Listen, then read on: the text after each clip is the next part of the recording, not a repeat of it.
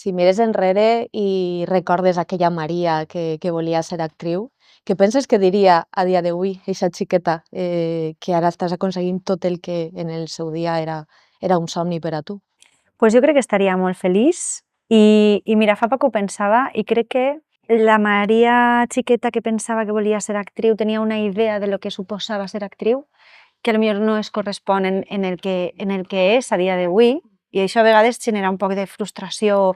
Ostres, jo en 30 m'imaginava ja ahí, o pensava que tindria ja família i 2 fills i no sé què, no? Dius, entonces, hi ha algo que és positiu de que la xiqueta no hagi complit tots els seus somnis, perquè potser no eren tan reals o eren coses que potser pensava en aquest moment que necessitava però que realment no necessitava, però hi ha una cosa d'essència que està ahí com viva, no? Jo crec que això és el que hi ha que perseguir, on per dins fa brilli i és una sonriseta de ostres, que divertit això, jo crec que és ahí.